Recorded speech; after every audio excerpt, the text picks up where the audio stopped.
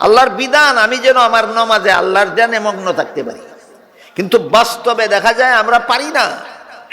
এখানে দুইটা কথা জরুরি ভিত্তিতে বোঝার ব্যাপার। একটা হইল পারি না কেন, আমি আমার নামাজে আল্লাহর ধ্যানে মগ্ন থাকতে পারি না কেন। যদি পারি না তাহলে কি আল্লাহর বিধান মতোই নামাজটা হয়?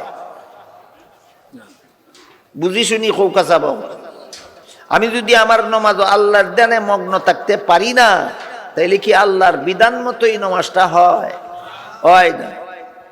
তাইলে এই ক্ষতিটা যে আমি করতেছি, কেন করতেছি? প্রথমে বুঝতে হবে পারি না কেন, 2 নম্বরে বুঝতে হবে পারার উপায় কি। এই দুইটা কথা বোঝা কি খুব বেদরকারি না অত্যন্ত দরকারি? অত্যন্ত দরকারি। সত্যের পথ অবলম্বন করুন। KH Islamic media.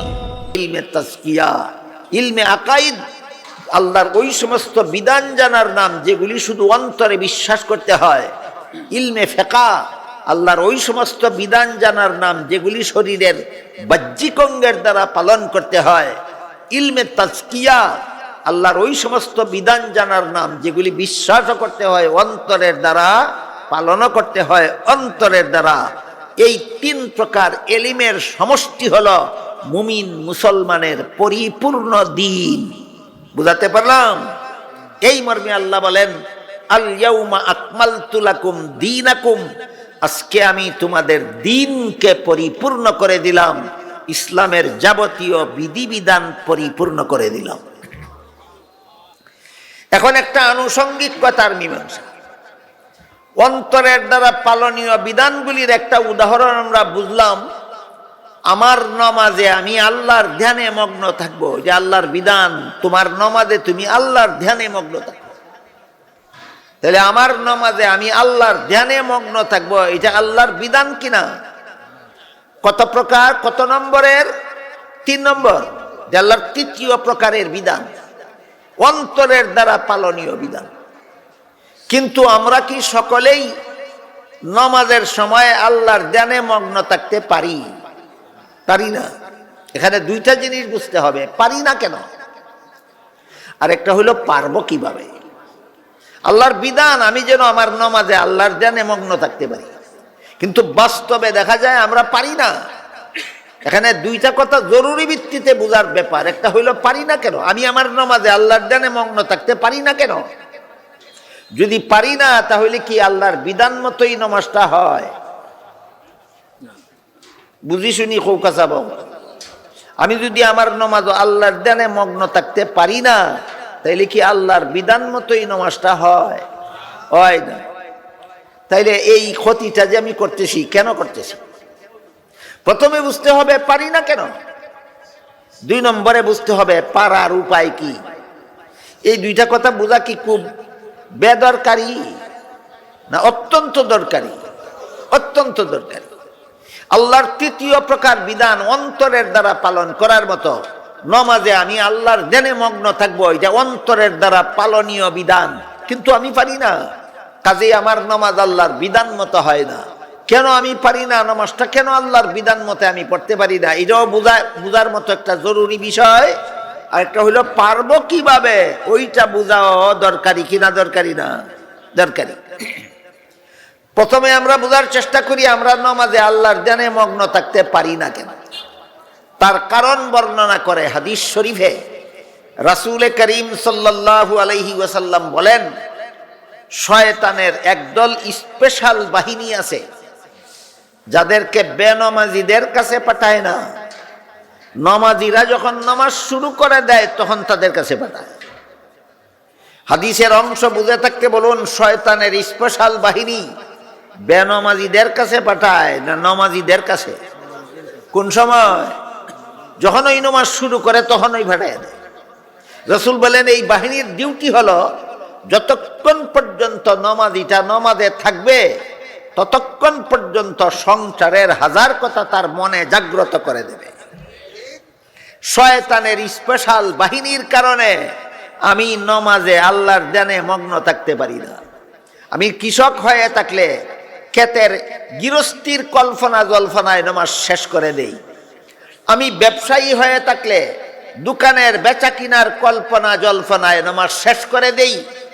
আমি চাকুরিজীবী হয়ে থাকলে অফিস আদালতের কল্পনা জল্পনায় নামাজ শেষ করে দেই। বলেন কেন পারি না? শয়তানের স্পেশাল বাহিনীর চক্রান্তের কারণে। শয়তানের স্পেশাল বাহিনীর চক্রান্তের কারণে আমি আমার নমাজে আল্লাহর ধ্যানে মগ্ন থাকতে পারি না। অথচ এটা আল্লাহর একটা বিধান, নমাজে আল্লাহর ধ্যানে মগ্ন থাকো। আমার কথা যদি আপনারা বুঝে থাকেন তাহলে বলুন, আমরা যারা নমাজে আল্লাহর ধ্যানে মগ্ন থাকতে পারি না, আমরা আল্লাহর বিধান মতোই নামাজ পড়ি না বিধান লঙ্ঘন করেই নামাজ পড়ি? এই বিধান লঙ্ঘনের একটা পরিণতি আছে। কি পরিণতি? নামাজ পড়েও নামাজের পুরস্কার থেকে বঞ্চিত থাকতে হবে। নামাজ পড়েও নামাজের পুরস্কার থেকে বঞ্চিত থাকতে হবে। বলেন আল্লাহর এই বিধান লঙ্ঘন করার কোনো পরিণতি নাই? পরিণতি আছে। এই পরিণতি কি আমি বুক করতে প্রস্তুত থাকবো, না আল্লাহর ধ্যানে মগ্ন হওয়ার ব্যবস্থা শিখব? ব্যবস্থা শিখব। এবার আমরা আল্লাহর ধ্যানে মগ্ন থাকার ব্যবস্থাটা শিখাবে, কিভাবে শিখা যায় বুঝার চেষ্টা করি। হাদিস শরীফে রাসূল করিম সাল্লাল্লাহু আলাইহি ওয়াসাল্লাম বলেন, ফাইল্লাম তাকুন তারাহু ফাইন্নাহু ইয়ারাক। তুমি যদিও আল্লাহকে দেখো না, একটু আগের কথা যাদের মনে আছে তারা একটু দয়া করে বলবেন, কেন আমি আল্লাহকে দেখি না? আল্লাহকে দেখার মতো পাওয়ার আমার চোখে আল্লাহ ইচ্ছা করেই দিছেন না। দুনিয়াতে, আখেরাতে দিবেন, আখেরাতে দিবেন। দুনিয়াতে ইচ্ছা করেই আল্লাহকে দেখার মতো পাওয়ার দিছেন না। এই জন্য দুনিয়াতে আমি আল্লাহকে দেখি না। তাই রাসূল বলেন, ফাইল্লাম তাকুন তারাহু, তোমার চোখে পাওয়ার না থাকার কারণে যদিও তুমি আল্লাহকে দেখো না, ফাইন্নাহু ইয়ারাক, আল্লাহর কিন্তু দেখার গুণে ত্রুটি নাই বিন্দু মাত্র। আল্লাহ কিন্তু সদা সর্বদাই তোমাকে দেখেন। বলেন তো আমরা কি সবাই বিশ্বাস করি আল্লাহ সর্বদাই আমাকে দেখেন? সর্বদা সর্বাবস্থায় আল্লাহ আমাকে দেখেন। আমি কোন সময় কি করি, কোন সময় কি বলি, কোন সময় কি কল্পনা জল্পনা করি, আল্লাহ আমার অন্তরটা দেখেন না? দেখেন। আমার কথাও শুনেন, আমার কাজও দেখেন, আমার অন্তরে কি কল্পনা করি তাও আল্লাহ দেখেন। ওয়াল্লাহু আলিমুম বিযাতিস সুদূর, তোমাদের অন্তরে কি আছে তাও আল্লাহ জানেন। সমস্ত মুসলমানেরাই বিশ্বাস করে আল্লাহ দেখেন সব সময় আমাকে। যখন যা কিছু করি, যত কাজ করি, যত কথা বলি, অন্তরে যত কল্পনা করি, সবগুলি আল্লাহ দেখেন। সমস্ত মুসলমানে বিশ্বাস করে। তাহলে এবার বলুন তো, আমি যদি বিশ্বাসই করি আল্লাহ আমাকে সর্বাবস্থায় দেখেন, তাহলে কোন সাহসে চুরি করি, কোন সাহসে ডাকাতি করি, কোন সাহসে মিথ্যা কথা বলি, কোন সাহসে দুর্নীতি করি, কোন সাহসে জালিয়াতি করি, কোন সাহসে সুদ খাই, কোন সাহসে ঘুষ খাই, কোন সাহসে মদ খাই, কোন সাহসে গাঞ্জা খাই? বিশ্বাস করি আল্লাহ দেখেন, আবার চুরি ডাকাতি করি কোন সাহসে? প্রশ্নটা বুঝলেন কিনা? এই প্রশ্নের একমাত্র জবাব হইল বিশ্বাস আমার ঘুমন্ত। বিশ্বাস ঘুমন্ত, বিশ্বাস ঘুমাই থাকে, এই কারণে চুরি করার সাহস হয়। আল্লাহ দেখেন এই বিশ্বাস ঘুমন্ত থাকে, এই জন্য জিনা করার সাহস হয়। আল্লাহ দেখেন এই বিশ্বাস আমার ঘুমাইয়া থাকে, এই জন্য দুর্নীতি করার সাহস হয়। আল্লাহ দেখেন এই বিশ্বাস আমার ঘুমন্ত থাকে, এই জন্য জালিয়াতি করার আমার সাহস হয়। বিশ্বাস করে আল্লাহ দেখে আবার ঘুষও খায়, বিশ্বাস করে আল্লাহ দেখেন মদ খায়, বিশ্বাস করে আল্লাহ দেখেন গাঞ্জাও খায়। কেন? বিশ্বাস তার জাগ্রত না ঘুমন্ত? এবার বলেন, পাহারাদার যদি না ঘুমিয়ে জাগ্রত বসে থাকে, কোনো চোর ঢুকতে পারবে? কোনো চোর ঢুকতে পারবে না। ঠিক তেমনি ভাবে আল্লাহ আমাকে দেখেন, এই বিশ্বাস যদি আমার জাগ্রত থাকে, তাহলে কোনো অপকর্ম আমার দ্বারা সম্ভব হবে না। এর উদাহরণ, হযরত ইউসুফ আলাইহিস সালামের সাথে জিনা করার জন্য জুলাইখা একটা খাস কামরায় নিয়ে গেছিল। রাজকীয়ভাবে সুসজ্জিত ছিল সেই খাস কামরা। কামরার ভিতরে ইউসুফ এবং জুলাইখা ছাড়া দুনিয়ার তৃতীয় কোনো মানুষ ছিল না। ইউসুফ আলাইহিস সালাম কামরায় ঢুকেই দেখলেন কামরার এক পাশে জুলাইখা পর্দা দ্বারা কোনো একটা কিছু ঢেকে রেখেছে। ইউসুফ আলাইহিস সালাম জুলাইখাকে জিজ্ঞাসা করলেন, কামরার এক পাশে পর্দা দিয়ে তুমি কি ঢেকে রেখেছ? জুলাইখা বলে, আমি যেই মূর্তিটার পূজা করি সেই মূর্তিটা ঢেকে রেখেছি। ইউসুফ আলাইহিস সালাম জিজ্ঞাসা করলেন, তুমি তো এটার পূজাই করো, ঢেকে রাখলে কেন? জুলাইখা বলে, এখন আমি তোমার সাথে জিনা করব। যেই মূর্তির পূজা করি তার সামনে জিনা করতে আমার লজ্জা হয়, এই জন্য ডাকিয়া রাখছি যাতে তোমার সাথে জিনা করার পথে লজ্জা আমার বাধা হইয়া না দাঁড়ায়। ইউসুফ আলাইহিস সালাম জিজ্ঞাসা করলেন, আমার সাথে তুমি জিনা করবে, মূর্তির সামনে জিনা করলে তোমার লজ্জা হয়, এই জন্য ডাকিয়া রাখছো? না ডাকিয়া জিনা করলে দেখবো নি আগে খো।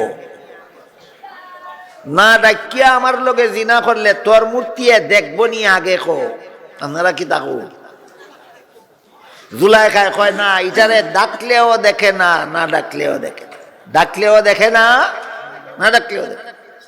তখন ইউসুফ আলাইহিস সালাম বললেন, এটারে তো ডাকলেও দেখে না, না ডাকলেও দেখে না, তে ডাকিয়া কি লাভ হইল? ডাকার কি দরকার ছিল? জুলাইখা কয়, যদিও আমার মূর্তিরে না ডাকলেও দেখে না, কিন্তু যে কারিগরে মূর্তিটা বানাইছে তার চোখের মধ্যে দেখার ভঙ্গি দিয়া বানাইছে। আমরা সিলেটি ভাষায় হয় যেমন বোঝা যায় সাইতাকছে, যেমন বোঝা যায় সাইতাকছে, এই ভঙ্গিটার কারণেই আমার লজ্জা হয়। ইউসুফ আলাইহিস সালাম বললেন, তোর মূর্তির চোখের মধ্যে শুধু দেখার ভঙ্গি আছে, আসলে দেখে না, এরপরে যদি আমার সাথে জিনা করতে তোর লজ্জা হয়, আমার আল্লাহ যে আসলেই দেখে, সেই আল্লাহর সামনে তোর সাথে জিনা করতে কি আমার লজ্জা হয় না? বলেন, ইউসুফ আলাইহিস সালামের অন্তরে আমার আল্লাহ দেখে এই বিশ্বাস ঘুমন্ত ছিল না জাগ্রত ছিল?